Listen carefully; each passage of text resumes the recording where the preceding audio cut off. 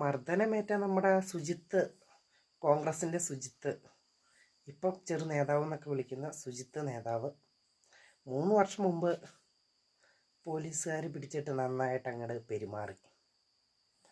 അപ്പം അന്ന് പുള്ളി സുജിത്ത് എന്നിട്ട് പറഞ്ഞു, എൻ്റെ കോൺഗ്രസ് അണ്ണന്മാരെ, എൻ്റെ ചേട്ടന്മാരെ ഒന്ന് രക്ഷിക്കണേ, എന്നെ അവന്മാർ കറഞ്ചം പുറഞ്ചം തല്ലീന്ന്. ഒന്ന് പോടാന്ന്, നിൻ്റെ ഈ കുഞ്ഞു കുഞ്ഞു കേസൊന്നും പിടിക്കാൻ നമുക്ക് പറ്റില്ല, നമ്മൾ വലിയ വലിയ കേസുകളൊക്കെ പിടിക്കോളൂ എന്നും പറഞ്ഞ് ചിലപ്പോൾ ഒഴിവാക്കി കിട്ടതായിരിക്കാം. പറഞ്ഞിട്ട് കാര്യമില്ല.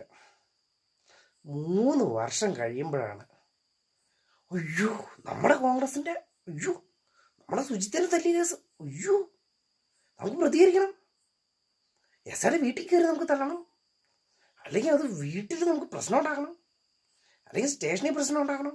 അയ്യോ നമ്മുടെ നേതാവിനെ തല്ലി. എപ്പം? 3 വർഷം മുമ്പ്. അന്ന് എന്നെ തല്ലിയേന്നും പറഞ്ഞ് ചെന്നിട്ട് ഒരു ആവേശമില്ലാത്ത ഇരുന്ന ആൾക്കാർക്ക് ഇപ്പം എന്താ ഇത്ര ആവേശം എന്നാ അറിയാൻ പാടില്ലാത്ത. ചില പ്രശ്നങ്ങൾ മൂടി വയ്ക്കാൻ വേണ്ടി വലിയ പ്രശ്നങ്ങൾ ഉണ്ടാക്കേണ്ട വരും. അങ്ങനെയാണല്ലോ കേരളത്തിൻ്റെ പോക്കിപ്പം. അങ്ങനെയല്ലേ? ശരിയല്ലേ?